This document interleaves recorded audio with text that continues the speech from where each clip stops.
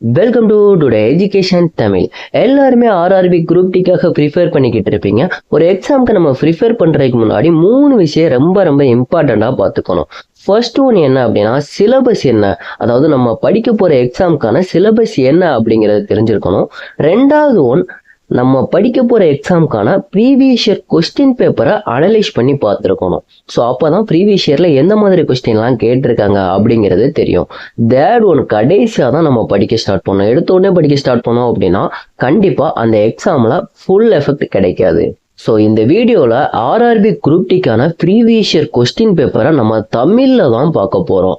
So இன்னும் நம்ம சேனலை சப்ஸ்கிரைப் பண்ணாமல் வச்சுட்டு இருக்கீங்க அப்படின்னா கண்டிப்பாக சப்ஸ்கிரைப் பண்ணி வச்சுக்கோங்க. ஓகே, வீடியோக்குள்ளே போயிடலாம்.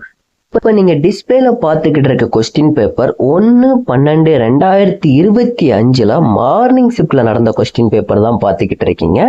செக்ஷன் ஜென்ரல் சயின்ஸில் கொஸ்டின் நம்பர் 1, நெட்டையான செடி குட்டையான செடியை விட ஓங்குதலாகவும் மற்றும் உருண்டை விதைகள் சுருங்கிய விதைகளை விட ஓங்குதலாகவும் இருந்தால் உயரம் குறைவான மற்றும் உருண்டை விதைகளையும் உடைய தாவரத்தின் ஜீனோடைப்பை அடையாளம் காணவும்னு கேட்டிருக்காங்க. இதற்கான correct answer option C, small letter tt, capital letter RR. சரிங்களா? கொஸ்டின் நம்பர் 2, எந்த வாயு முக்கியமாக பசுமை இல்ல விளைவுக்கு காரணமாகிறது மற்றும் புதைப்படிவ எரிபொருட்கள் எரிக்கப்படும் போது வெளியிடப்படுகிறது அப்படின்னு கேட்டிருக்காங்க. இதற்கான correct answer option B, carbon dioxide. Question number 3, ஒரு செல்லில் லைசோசோம்களின் பங்கு என்னன்னு கேட்டிருக்காங்க. இதற்கான கரெக்ட் ஆன்சர் ஆப்ஷன் சி, வெளிப்பொருட்களை ஜீரணித்தல். கொஸ்டின் நம்பர் 4, காந்தப்புல கோடுகளை பற்றிய பின்வரும் கூற்றுகளில் எது சரியானதுன்னு கேட்டிருக்காங்க. இதற்கான கரெக்ட் ஆன்சர் ஆப்ஷன் டி, ஒரு காந்தத்திற்கு வெளியே உள்ள புலக்கோடுகள் வடக்கிலிருந்து தெற்கு நோக்கி நகரும். கொஸ்டின் நம்பர் 5, ஆண் இனப்பெருக்க அமைப்பில் வாஸ்டிபெரன்ஸில் அதாவது விந்து நாளத்தோட முக்கிய செயல்பாடு என்ன அப்படின்னு கேட்டிருக்காங்க. இதற்கான கரெக்ட் ஆன்சர் ஆப்ஷன் டி, எபிடைமிஸில் இருந்து சிறுநீர் புற வழி குழாய்க்கு விந்தணுக்களை கொண்டு செல்வது. கொஸ்டின் நம்பர் 6, பின்வரும் எந்த அப்சர்வேஷன்ஸ் ஒரு கரைசல் அமிலத்தன்மை கொண்டது என்பதை உறுதிப்படுத்துகிறது அப்படின்னு கேட்டிருக்காங்க. இதற்கான correct answer option D, methyl orange சிவப்பு, பினாப்தலின் நிறமற்றது, லிட்மஸ் சிவப்பு. கொஸ்டின் நம்பர் 7, பின்வருவனவற்றுள் எது காடுகள் மற்றும் உயிரியல் பல்வகைத்தன்மையையும் பாதுகாக்கும் முக்கிய குறிக்கோள் ஆகும்னு கேட்டிருக்காங்க. இதற்கான கரெக்ட் ஆன்சர் ஆப்ஷன் ஏ, மரபுசார் உயிரியல் பல்வகைத்தன்மையை பாதுகாத்தல். கொஸ்டின் நம்பர் 8, ஒரு இயந்திரம் T வினாடி நேரத்தில் W ஜூல் வேலை செய்கிறது. இயந்திரத்தின் P வாட் ஆற்றல் பின்வரும் எந்த தொடர்புகள் மூலம் சரியாக வழங்கப்பட்டுள்ளதுன்னு கேட்டிருக்காங்க. இதற்கான correct answer option C, V = W/T.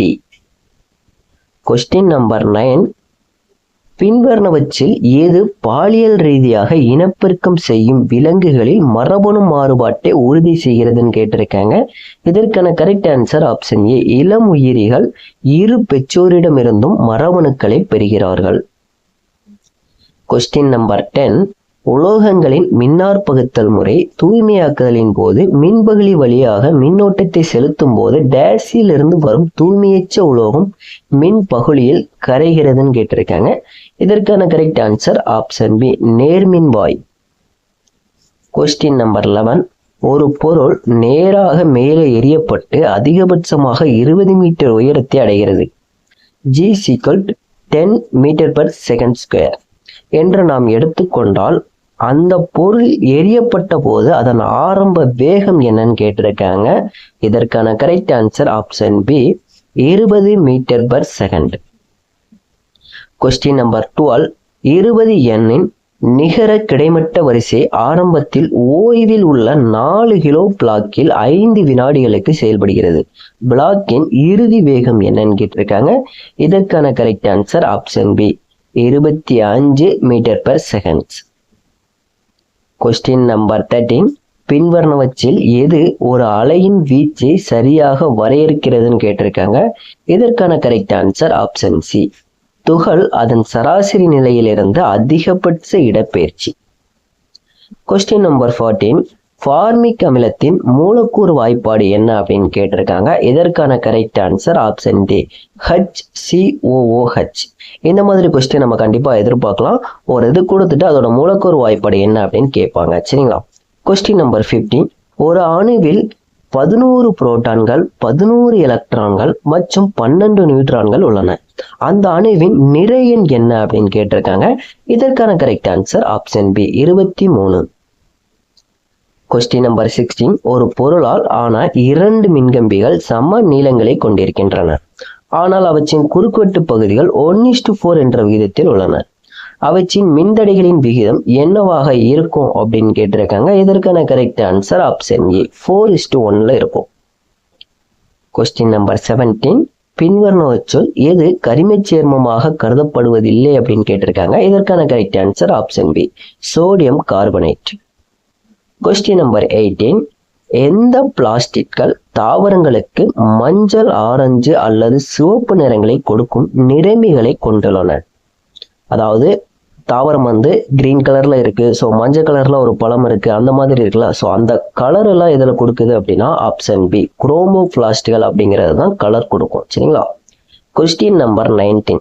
செயல்பாட்டின் அடிப்படையில் பின்வரும் சேர்க்கைகளில் எது மனிதர்களில் காணப்படும் அனைத்து வகையான விலங்கு திசுக்களையும் குறிக்கிறது அப்படின்னு கேட்டிருக்காங்க. இதற்கான correct answer option B, epithelial திசு, இணைப்பு திசு, தசை திசு மற்றும் நரம்பு திசு. Question number 20. குவிய தொலைவு 15 சென்டிமீட்டர் கொண்ட ஒரு குழி ஆடியின் முன்னே 30 சென்டிமீட்டர் தொலைவில் ஒரு பொருள் வைக்கப்படுகிறது. அதன் பிம்ப தொலைவு பி என்னவாக இருக்கும்னு கேட்டிருக்காங்க. இதற்கான correct answer option B, -30 centimetre. Question number 21. பின்வரும் கார்பன் சேர்மங்களில் எது இயல்பான நிலையின் கீழ் நீல நிற கரிப்பு புகையச்ச சுடருடன் எரியும் அப்படின்னு கேட்டிருக்காங்க. இதற்கான correct answer option B, ethanol. Question number 22. ஐசோபார்களின் எந்த பண்பு எப்போதும் வேறுபட்டதுன்னு கேட்டிருக்காங்க. இதற்கான கரெக்ட் ஆன்சர் அணு எண் தான் வேறுபடும் ஐசோபார்ல. ஸோ ஐசோடோப்ல என்ன வேறுபடும் அப்படிங்கிறத நீங்க கமெண்ட் பண்ணுங்க. சரிங்களா? Question number 23. பின்வரும் கூற்றுகளில் எது சீரான இயக்கத்தை பற்றியது? ஆப்ஷன் சி, வேகம் நேரத்துடன் தொடர்ந்து மாறுபடுகிறது. Question number 24.